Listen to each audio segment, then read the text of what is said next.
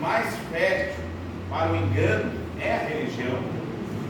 Se você olhar bem, quantas igrejas você conhece em placas diferentes? Quantas? E cada vez mais isso vem crescendo. Então a preocupação de Deus para que seu povo não seja enganado. Porque ele mesmo diz, né, que se possível fosse, o engano alcançaria até os próprios eleitos. Para você entender bem isso, irmão, o engano vai ser tão verdadeiro, tão real, que é difícil, por palavras, negar um fato. Imagine a cena, vamos supor, entre nós aqui, um irmão conhecido de todos, né? Precisa ser conhecido de todos, para que ninguém se sinta atingido aí, morre. O cara foi, se desce para melhor, está lá do Linda Silva. 3 dias depois ele aparece diante de você. Você pode dizer que é mentira? Você vai ter argumento? Você entendeu bem o engano final? Você está preparado? A minha pergunta é, nós estamos preparados? Nós como igreja adventista, quando surgimos, nós temos uma única missão. Infelizmente hoje os nossos cultos, as nossas igrejas, têm virado mais sermão coach, né? A ideia de coach está muito presente, inclusive nos sermões. Mas queridos, a igreja existe apenas com uma coisa: pregar o Evangelho, a tríplice mensagem angélica e preparar um povo para o encontro com o Senhor. Essa é a nossa missão como igreja. Qualquer outra coisa está longe da missão. Então hoje o nosso tema é a mulher e o dragão. Então hoje nós vamos estudar a igreja verdadeira.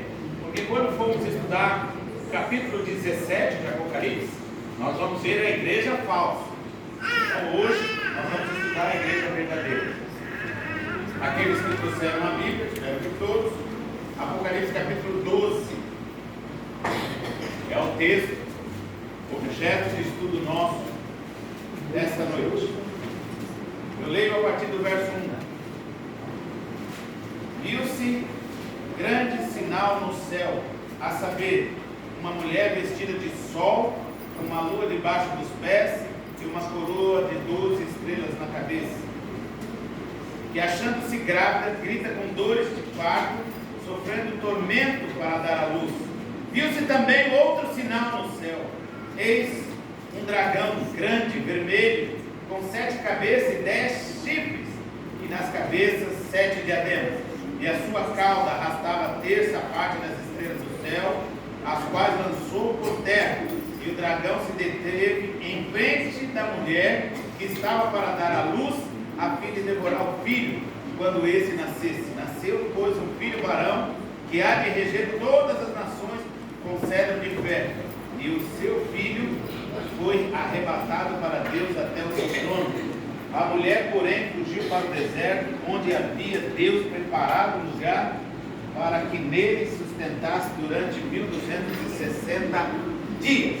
Então a narrativa bíblica é simples. Tem uma mulher, vamos lá, mulher na profecia é o quê? Igreja. Então tem uma igreja, né?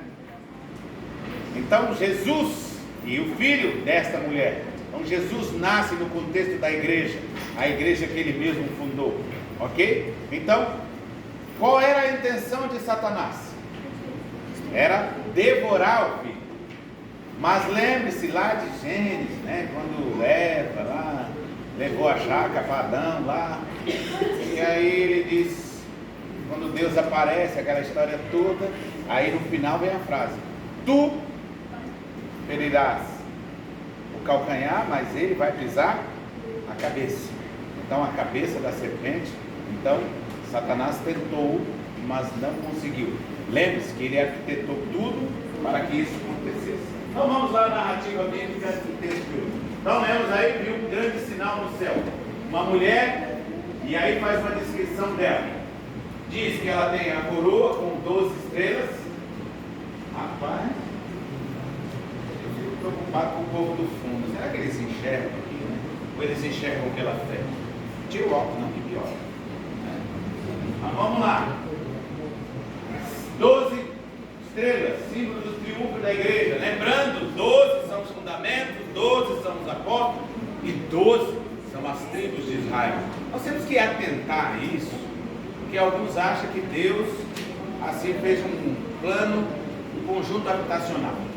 Lá na década de 70, 80, 90, o governo chamava isso de Coab. Não sei se ainda tem aqui. Tem aqui o Canelas, que é Coab. Essa é a ideia.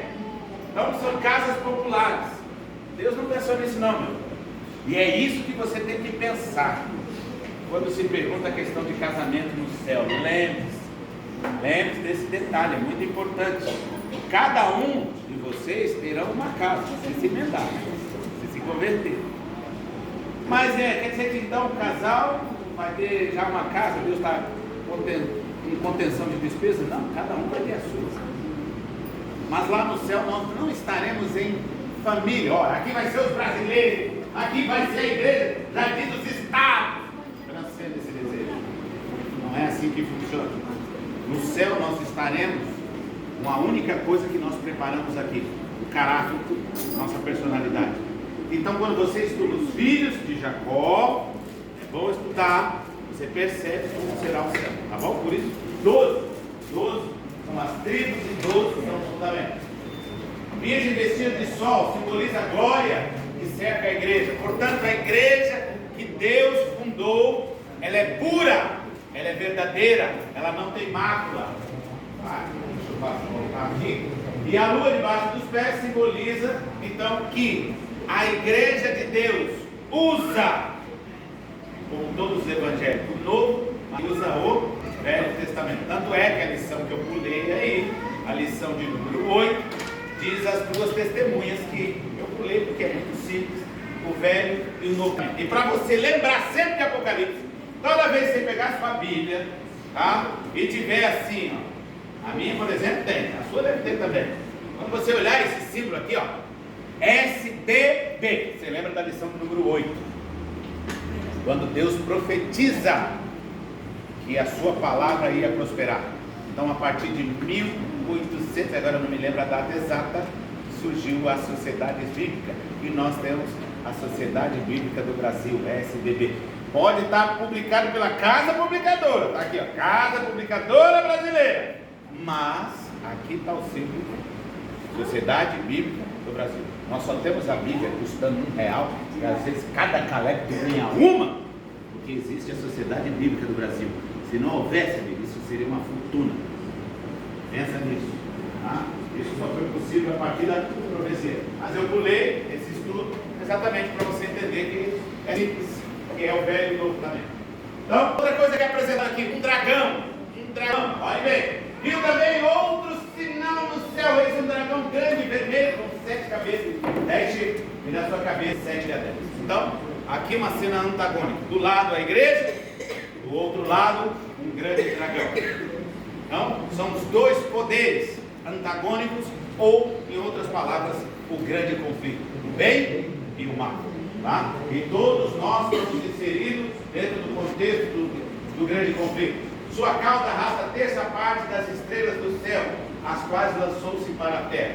Hoje nós vamos estudar, vamos falar, para que você entenda bem. Eu queria fazer uma pergunta. Quando Satanás foi expulso do céu? Quando? Rapaz, eu acho que estou pensando em preencher ficha de batismo aqui. Assim o Alex vai conseguir o alvo de batismo só para o jardim dos estados. Vai lá, meu filho, diz aí. Antes da criação. Antes da criação? Muito bem. Quem concorda com ele que é antes da criação? Levanta a mão. Rapaz, povo de dura serviço. Até quando cocheareis entre dois pensamentos? Se Baal é Deus, servi a Baal. Mas se o Senhor é Deus, servi ao Senhor. Vamos lá, quantos concordam? Para de ficar em cima do muro. Não existe 3 caminhos, não. Ou é um ou é outro. Muito bem. Vocês não estão errados, também não estão totalmente certos. Nós vamos chegar aí, nós vamos ver que há uma certa interpretação. Vamos lá. Então, guerra no céu. E aí vem a grande questão. Houve uma guerra no céu, a gente sabe. Mas se você olhar bem esse texto, ele diz algumas frases que não condiz com a época. Antes de ler,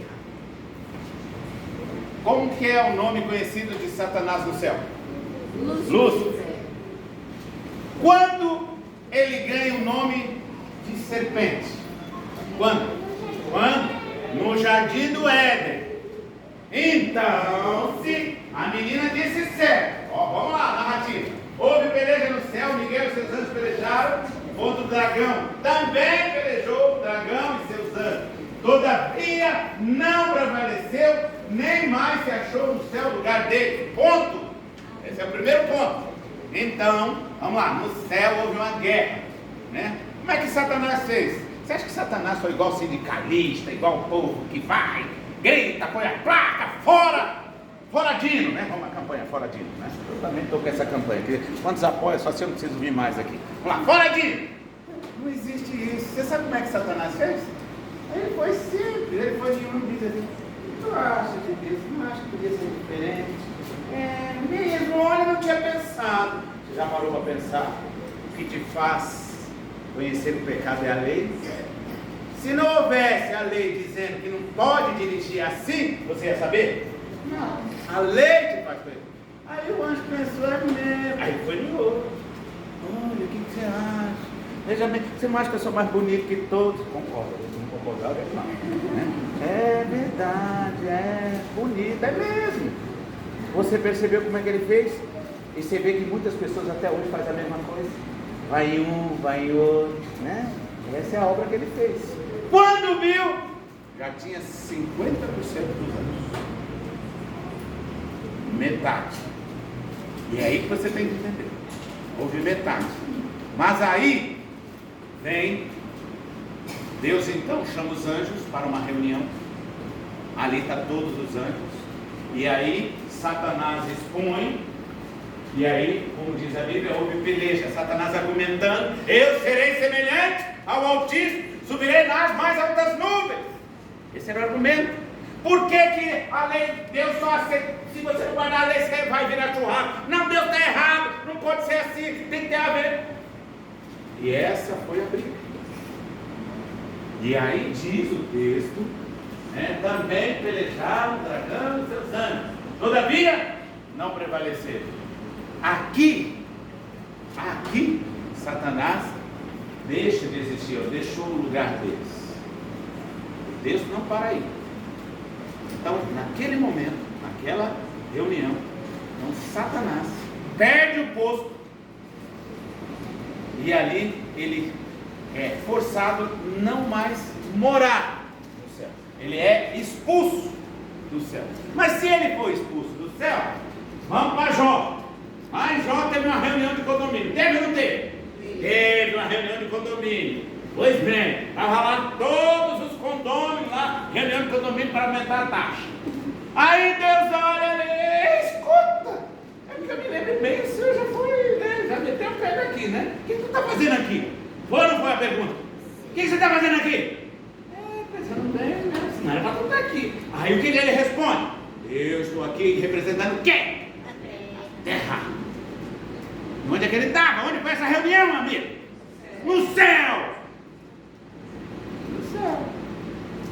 E aí, porventura, não vi meu servo Jó, e tu conhece a história, eu vou narrar aqui. Então, Satanás perde o posto. E aí vem a segunda parte do texto. Foi expulso o grande dragão, a antiga o quê? Quando é que ele ganha esse nome? No Éden. Foi lá antes da criação, como diz o menino? Não. Ele ganha um nome só depois. Então, e aí o que se chama diabo, Satanás, o sedutor de todo mundo, sim, foi atirado para a terra com ele e seus anjos. Então, queridos, nós precisamos entender que há duas ideias. Uma é essa, que Lúcifer foi expulso lá no início. Mas o próprio texto sugere, e outras histórias, que ele de fato tinha acesso ao céu. Ele perdeu o posto. Agora, quando ele foi expulso? Na cruz. Ali então, porque aí condiz com o texto. E aí, tanto é que eu só for na próxima narrativa, a expulsão de Satanás. Olha o que diz o texto: a sua casa arrastou a terça parte dessa terra do céu, as quais lançou para a terra, e o dragão se deteve aonde? Quando a mulher estava grávida? Quando? No nascimento de Jesus. Então foi aqui. Ele estava aqui, esperando. Ficou claro? Então, e estava para dar à luz a fim de devorar o filho filho quando nascesse. Nasceu depois um filho varão que há de reger todas as nações como cetro de ferro. E o seu filho foi arrebatado até o seu trono. Então Satanás perdeu ali. E ali então, tanto é, e quando você estuda o livro Desejado de Todas as Nações, lembra daquela frase, quando a mulher vem lá para ver Jesus, acho que é Maria Madalena, né? O que ele diz para ela? Não me toques. Por quê? Eu não fui aonde? Ao Pai. Então fica bem claro, Jesus morre, ressuscita e ele vai aonde? Ao Pai. Está lá no Patriarca, no Desejado. E lá Ellen White narra bem assim: naquele momento estava todos os representantes de todos os mundos não caídos, todos os anjos, todo mundo ali precisava da resposta. E de vez dele ir a eles, ela diz que ele se dirige ao Pai, e o Pai acena que o sacrifício foi aceito. Aí ele vai, então naquele momento ele é reconhecido como rei. E aí ele volta, e aí você já conhece a história. Ficou claro? Então, Jesus, o diabo tentou, mas não conseguiu. Então, só para responder, então, possivelmente, a expulsão final de Lúcifer, ele não teve mais acesso ao céu, acusando os irmãos, porque ele acusou Jó ou não acusou Jó? Acusou. Ele está assim porque tu fica lá rodeando o pobrezinho, né? Tu é babadeiro, por isso que é assim. Até eu não cairia. Ah, é assim? Então pode ir lá. Então, amigos, ali na cruz, Satanás sacramentou a sua derrota. E ali sim ele perdeu todo o acesso ao céu. Tá? E aí nasce o filho, Jesus, você conhece a história, mas ele tenta de tudo, desde o nascimento até a cruz, eliminar Jesus. Ele perde então a batalha, e agora então ele se vira. Conseguir derrotar a Cristo? Não. Agora vou derrotar quem? A igreja. Então agora sim. Mas ele está irado contra qualquer igreja? Não, não é contra qualquer igreja. Aliás, só para você entender, eu fui pastor de um pai de santo. Ex, né? Ele fosse pai de santo, eu mesmo batia nele lá na batizando, né? Dava um filho. E aí muitas vezes a gente, quando eu ia visitá-lo e de lá ia para a igreja, a gente passava, porque no Rio de Janeiro existe muito um sincretismo religioso. Rapaz, se você for no mercadão municipal chamado de Madureira, é espiritismo puro. 50% do mercadão, e ele é grande, pensa no mercado grande, né? Dá uns 3 atacadão para mais, 3 ou 4, ok? Metade é só para, vou usar um português mais direto, macumbaria, feitiçaria, essa coisa. Lá, tu entra nessa parte, tu fica até mal. Você vê onde o espírito, o diabo é invocado. Então veja bem, ali, então ele era dessa linha. Então quando a gente ia da casa dele até a igreja, a gente passava por alguns terreiros, sempre. E é engraçado que ele dizia assim, engraçado, pastor, as mesmas batidas que eles batem aqui, a música, é as mesmas tocadas nessas igrejas. Então, amigo, se você falar que é um grande pastor, eu não tenho nada contra a figura, eu não vou dizer o nome aí para não expor, mas você conhece alguns pastores que não são adventistas muito famosos, né? Um é muito bom até na área de casamento, você já ouviu o cara. Mas Jesus está falando exatamente da igreja como a dele. É falsa, é mentirosa. Porque na verdade, nada garante a você que esta igreja está fazendo a vontade de Deus. Por isso você tem que tomar um cuidado. Por isso que Apocalipse vai dizer. Então, na verdade, são igrejas falsas. Então, Satanás está irado com uma igreja.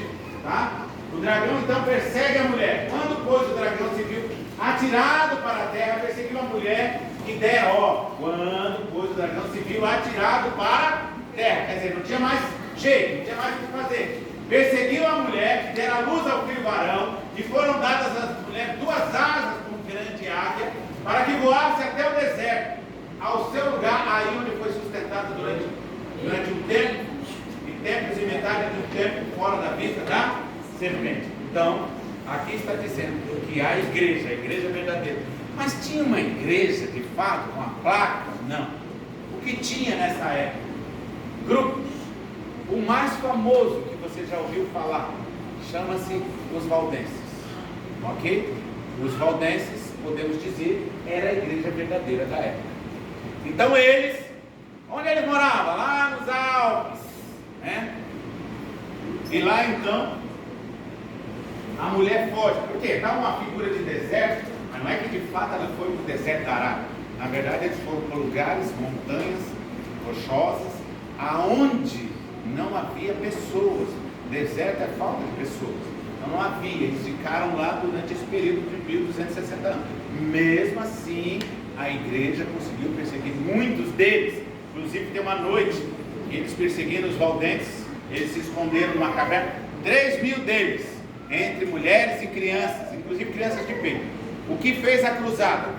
Na porta da caverna fizeram fogueiras, fazendo com que a fumaça entrasse para dentro da caverna, e todos foram mortos, para você ter ideia. Então foi esse o período.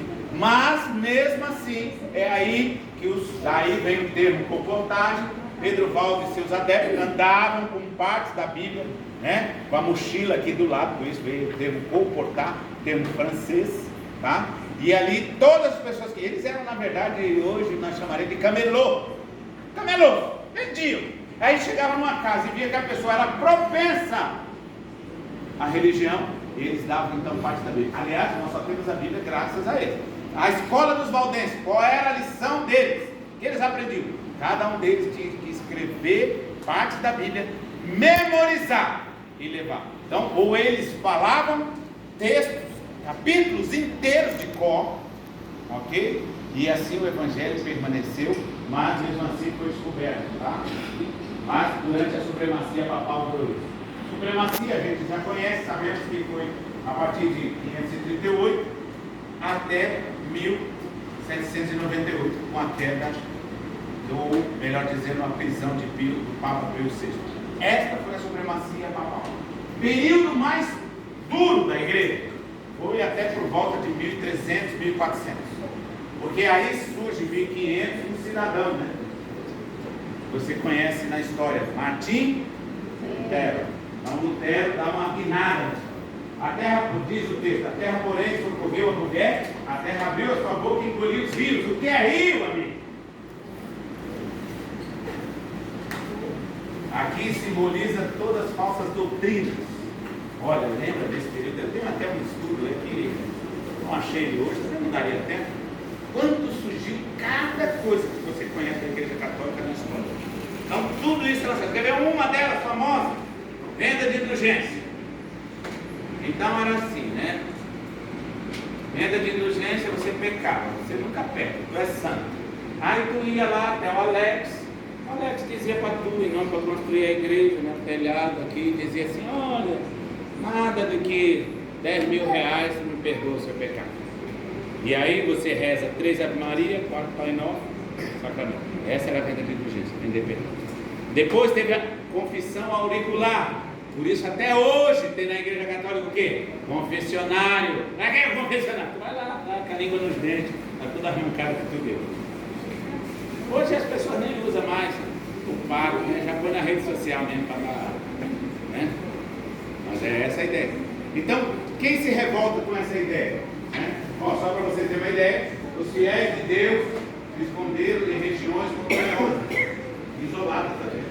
Aliás, Salomão disse uma coisa interessante, né? Tudo se repete, nada é novo. Essa mesma perseguição voltará. E você vai ter que ir para os mesmos lugares. Não pense você lá que lá no, tem uma montanha ali no Lebegé. Esqueci o nome. Não, que alguns fazem caminhada para lá. Amigo, lá já vai ter adventista demais. Mete o pé. Então, isso que aconteceu no passado, a igreja vai fazer de novo. Isso nós vamos estudar na lição, quando estudarmos a Apocalipse 17, tá? Aí vem o cara que vai fazer a diferença, Lutero, indivíduo, monge agustiano, ele era monge, ok? ele tinha muito medo do inferno, diz alguns. E ele então, como muitos católicos fazem, principalmente daqui a alguns dias, né, que é a Aparecida, fazem as promessas. Então, Lutero estava aquele dia subindo na catedral de joelho, e aí vem na mente dele aquele texto: o justo viverá pela fé. Justificação pela fé. E aí então, e o que levou ele? A venda de indulgências. Ele achava isso errado, e é errado, é contrário à Bíblia. E aí ele teve a coragem que hoje nós não temos. Aonde você tiver de pregar a verdade? Por exemplo, vamos lá, vou adiantar um estudo aqui, as 3 mensagens angélicas. Qual é a segunda mensagem?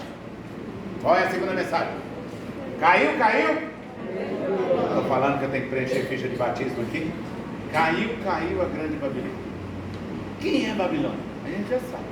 Toda igreja que não guarda o mandamento de Deus e não tem o testemunho de Jesus.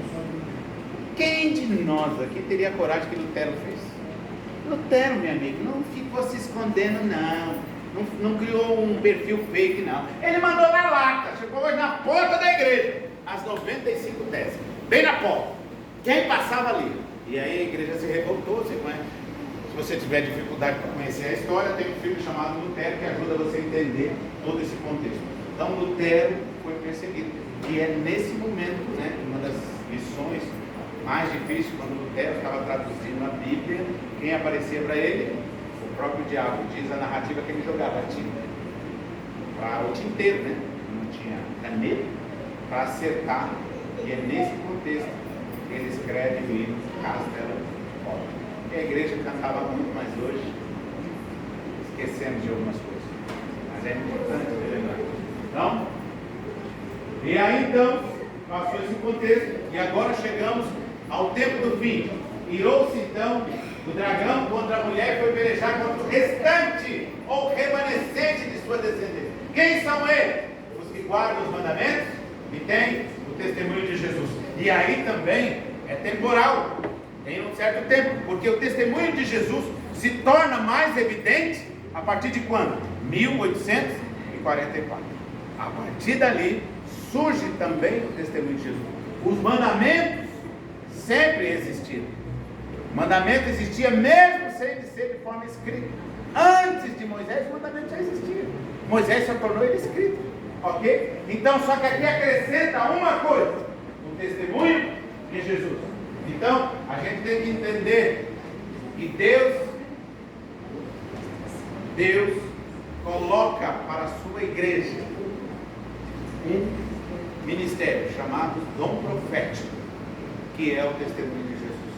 Lembrando, Ellen White aceitou, mas antes dela, outros, mas recusaram. Ok? Recusaram. Então Deus chamou Ellen White e ela aceitou. Tanto é que se o povo de fato tivesse acreditado nela, nós teríamos menos dificuldades durante o período de 1844. Então, Satanás está irado contra apenas uma igreja. Você que ainda não se tornou, não se batizou. Eu vou me batizar na igreja adventista. Pergunta que você tem que fazer: a igreja adventista tem aqueles 2 ícones? Eu vou para a Batista tem aqueles 2 ícones. Eu vou para a Presbiteriana, tem aqueles 2 ícones. A igreja verdadeira tem que ter esses 2 itens. Se não tiver, ela é falsa, por mais boa que seja. Amigo, é falsa teologicamente. Vai dizer que a igreja é ruim. Não, tem igrejas aí muito boas. Aliás, no seminário, a maioria dos livros que nós estudamos na área de família são dos batistas. Ok? Mas teologicamente eles estão equivocados. Então, todos eles que não guardam os mandamentos e não têm o testemunho de Jesus são filhas de Babilônia, que a gente vai estudar quando estudarmos a queda de Babilônia. Então, o dragão especificamente, Satanás está irado apenas contra um movimento. Esse movimento, ou esta igreja, ela tem os 10 mandamentos, não são 9, incluindo o 4º mandamento, que é o sábado. Então, amigo, você está lendo. Porque vamos ser sinceros, gente. Para você se tornar adventista, o que você precisa fazer? Uma das coisas. Primeiro, se você amarra, se amarra num porquinho, acabou para tudo. Esquece um pouquinho, torresminho. Imagina isso em Minas. Rapaz, como gosta de porco, aquele porco. Rapaz, você tem que mudar a sua vida. Olha, eu me amarro nos penduricários, assim, eu fico tão bonita, né? Nas correntes e tal. Você tem que deixar. Você já percebeu que se tornar adventista tem um preço mais alto que as demais? Sabe por quê? Porque o caminho que conduz à salvação é estreito, não é largo. Se você está numa igreja que tudo pode, você pode todas as coisas, alguma coisa está errada. Porque o próprio Jesus disse que o caminho que conduz à salvação é estreito. O que é um caminho estreito? Você já, desbravador deve ter participado disso. Vamos fazer uma trilha. Por exemplo, lá em São Paulo a gente ia para Serra do Mar. Rapaz, era 27 quilômetros no meio da mata. Lugares que era só esse corredor, e olhe lá, e do lado era abismo de 30, 40 metros.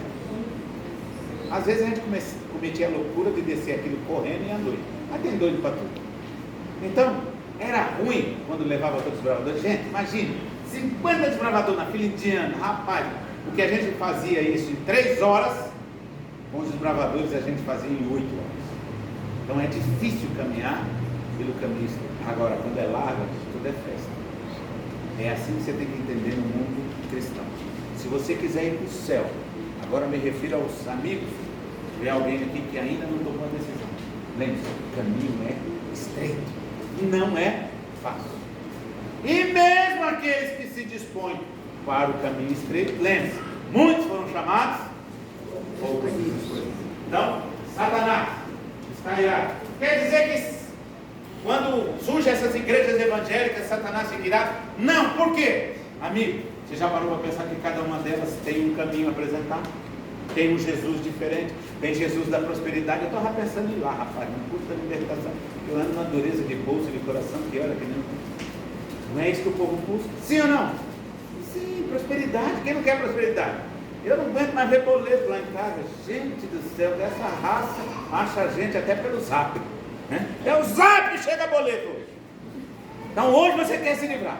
Então tem uma igreja que oferece isso. Ah, você está com problema de doença. Ah, tem uma aí que oferece cura. Engraçado, só não conseguiram curar na pandemia, né? Não sei porquê, né? Mas enfim, oferece. Ah, você quer igreja coach? Também tem, amigo. Tem uma tal de bola, né? Que é não sei o que de neve. Bola de neve? É, bola de neve. Tem outras igrejas que fachada é tudo preto, irmão. E aí cada uma delas prega Jesus. E aí, você que não conhece nada, como vai acertar o caminho? Você começa a perceber que quanto mais igreja, melhor é para Satanás. Você pode ver quantas igrejas adventistas a gente tem só nessa geografia do Jardim dos Estados. Quantas são no distrito todo? 6. Tem gente para dar conta. Agora se você olhar umas outras aí, tem 300 delas. Às vezes na mesma rua tem mais tudo. Então, amigo, por quê? Porque Satanás não está irado.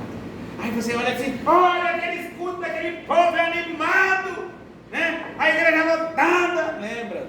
Quando o povo estava naquele ânimo todo, Deus diz para Moisés, simples assim, Moisés, desce depressa, que o povo se corrompe. Então, amigo, Satanás está irado apenas com uma igreja. Só no ano de 2023 foram criadas mais de 5.800 denominações diferentes. Não estou falando de igrejas a mesma, não, diferente.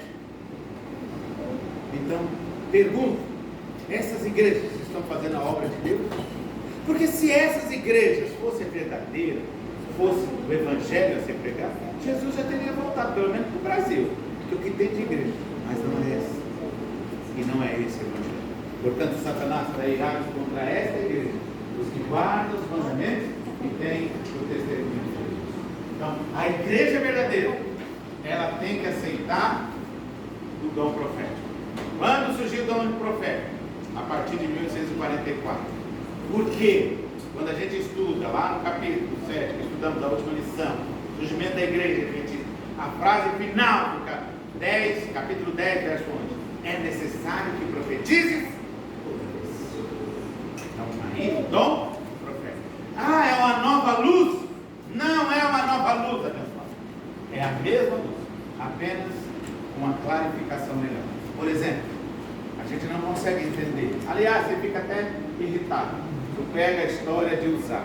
Uzá foi fazer um favor, né? Estavam levando a arca lá de volta para Jerusalém. Acho que o boi não tinha ido para o hospital para ver o óculos, para ver se estava bom o grau. Ele não viu uma pedrinha lá e o pobrezinho tropeçou na pedrinha. Ele disse uma pedrinha, né? A arca ia caindo, ia quebrar. As pontas das asas poderiam quebrar. Usar um zelo. Foi lá e segurou, salvou a arca, mas perdeu a vida. Foi fulminado. E aí, a gente não tem. Por quê? Quando a gente vai para os patriarcas e profetas, a gente consegue entender o porquê. Então, na verdade, não é uma luz, mas ela não traz nova luz. Olha, por exemplo, aqueles que acreditam na transformação pela soja, né? Não, ele vai te falar. E inclusive o Provai e Ver, que tu nem prestou atenção, nem oferta tu deu, porque você acha que eu não olhei para sal. Entendeu? Você acha que eu não olhei para sal. Nem oferta tu deu, mas lá no Provai e Ver, ele diz uma frase. Essa frase é do Espírito de Profecia. Ele diz que a saúde é o quê? É o quê? Ele disse, vamos fazer, no final ele faz uma perguntinha do Provérbio 20 para ver, além do dinheiro, né? Ele disse assim, a mão direita. Ele diz que a obra de saúde é a mão direita que abre o evangelho. Por isso, quando a gente vai fazer uma série de conferências, a gente começa com o quê? Uma feira de saúde. Entendeu? A mão que abre, porque você é mais aberto. Então, isso vem da onde? De testemunho. Ok? Deus colocou ali, deu conselhos. O problema só é quando nós pegamos os conselhos e colocamos no lugar errado. Por exemplo, quem aqui dos jovens já leu mensagem ao jovem? Levanta a mão. Não teve um. Teve uma projota que leu. Tu leu também, Santo de Israel? Rapaz do céu. Rapaz do céu, quando eu li aquele livro eu desisti. Eu quase me atirei da ponte. Primeiro, quem aqui está namorando? Levanta a mão. Levanta a mão. Quem aqui está namorando? Tem um candidato. Para de lorota. Pois bem, se você, a garotada que vai namorar, está lá escrito. Quando você for namorar, primeira coisa, você tem que ter intenção de casar. Segundo, só pode durar 2 anos. Mas aí, quando você vai estudar a história, a mensagem ao jovem, ela foi dar conselhos. Por exemplo, a Rívia tem uma abençoada, como é o nome daquela? Ah, está aqui, o Sérgio. O Sérgio está querendo namorar, né? Está até puxando bigode. Até assim. Né? Então, qual era o conselho? Então, a Rívia, preocupada, mandava uma carta. Irmão White, essa alma quer namorar, mas nem saiu das fraldas, o que eu faço? É isso. O problema é que a gente não estuda o contexto. Então, ouviu-se, comoveu com a história da Rívia, né? Para dar um conselho para o Sérgio. Escreveu lá: olha, a Rívia dá uma citada de manhã, à tarde e à noite, que resolve em 2 tempos. Pois bem, o conselho foi para quem mesmo? O Sérgio para a Rívia. Aí, pegou, não sei se você conhece a história, não vou dizer muito aqui, né? O indivíduo pegou esse texto que era para a Rívia e para o Sérgio. Aí ficou decretado, não morou, apanhou, acabou. E aí vem os favoráveis aí e diz: não, ela diz que a gente tem que sentar a bancada dos filhos de namora. Mas ela escreveu para quem mesmo? Entenda isso. Então, nós temos que entender que alguns conselhos nós temos que usar, porque Satanás tem uma coisa interessante. Ela diz que o último grande engano de Satanás é anular a obra do Espírito de Profecia. Muitos, se eu perguntar aqui, acreditam, vai levantar a mão que tem dúvida. Nem vai porque não tem essa coragem. Ok? Mas alguns dizem assim: eu acredito, mas não leu o livro. Nem o livro. O que foi dado escrito por ela, que era o livro do ano aí, do Impacto de Esperança. Então, amigo, O espírito de profecia faz parte da igreja remanescente. Se tirarmos o espírito de profecia da igreja remanescente, ela deixa de ser a igreja remanescente. Porque essas duas características andam juntos, lado a lado. E é isso que traz a ira de Satanás. Por que a nossa igreja não cresce como cresce os outros? Porque o caminho é estreito, amigo. Olha isso na sua cabeça. Você quer ver essas igrejas lotadas? Diga a eles o primeiro culto e diz: olha, a partir de domingo, semana que vem, sábado, todos vocês terão que guardar ou vão sair fora dessa igreja. Quantos estarão no próximo domingo? Não conte pelos resultados, conte pelo que de fato eles fazem. Então, a igreja verdadeira, Satanás está irado. Qual é a igreja? É a igreja adventista do sétimo dia. Essa é a igreja na qual Satanás está irado. Por isso nós temos dificuldade, diversos problemas. Temos ou não temos? Por exemplo, você quer ver um exemplo? Vamos lá. Jesus, na oração sacerdotal dele, ele diz assim: Pai, para que o mundo creia que tu me enviaste, que todos eles sejam o quê? Um. Vamos começar pelo casório. Quem aqui é casado? Aqui está o marido e mulher. Os dois aqui? Analisa não. E aí, então, fecha assim. Tudo que a senhora fala é igualzinho ele e eu. Se dois não dá um, quantos membros temos aqui, irmã secretária? Imagina 85 se tornar um. É fácil? Não é. Mas quando o Espírito Santo habitar em nós, será fácil. Por isso, nós temos que crer piamente que a igreja adventista do sétimo dia é a igreja remanescente da profecia dele. E qual é o segredo nosso? Eles, pois, venceram por causa do sangue do Cordeiro e por causa da palavra do testemunho, que deram mesmo em face da morte, não amaram a própria vida. Portanto, amigos, nós somos a igreja remanescente. E aliás, na profecia, lá quando a gente estudou as 7 igrejas, nós somos a última igreja. E não é pretensão, não. Esta é a única igreja que ela não tem dono. O dono dela é Jesus Cristo. Essa é a igreja. Nós não temos pretensão. Põe uma coisa na tua cabeça. Pode ser que eu e tu seja adventista meia boca. Aliás, nós somos adventistas, né? Que nem cremos mais no advento. Nem cantar a gente canta mais. Breve Jesus voltará. Hoje a gente canta de tudo, menos a nossa mensagem. Amigo, possa ser tudo isso, mas essa igreja é que vai até o fim em nome de Jesus. Amém. E pela fé, eu e você vamos junto com ele. Amém. Então, queridos, o diabo está irado com esta igreja. Se você não lembra nada quando Satanás foi expulso, isso, aqui, não importa. Amigo, ele foi expulso e ponto final, e Jesus é vencedor. Ele mesmo diz, né? Não desanime, eu venci. E se ele venceu, nós também podemos vencer pelos méritos dele. Então essa igreja vai até o fim. Agora, se você vai achar que esse retângulo vai até o fim, eu ouvi falar que até o teto já está meio, né? Vamos lá. Mas igreja, vem do grego eclesia, que quer dizer chamado. Pessoas que foram chamadas do mundo de pecado para a maravilhosa luz em Cristo Jesus. Então nós, como povo de Deus, vamos até o fim, em nome de Jesus. Mas, queridos, lembre-se, é fácil? Não é. O Evangelho eterno precisa ser pregado. Portanto, queridos, todos nós, juntos, dentro da igreja, juntos todos nós nos tornaremos a igreja vencedora.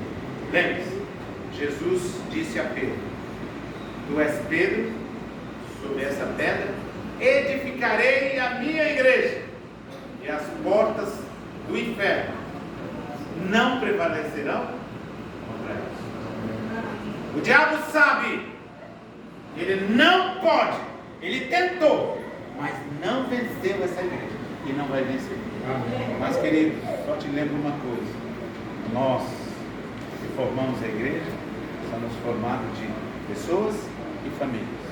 Isso ele pode até tentar derrubar. Então cuide. Por isso, Coríntios 10, 12. Aquele que está em pé, cuide para aqui na terra. Que Deus possa nos abençoar, pois temos a certeza que estamos na igreja verdadeira. Nenhum de nós aqui vai ser enganado. Nós só temos que estar firmes na palavra do Senhor e responder como Cristo respondeu a Satanás. Está escrito. Que Deus nos abençoe, nos ajude. Perguntas? Havendo pergunta, pergunta para o Alex. Não havendo, vamos à música.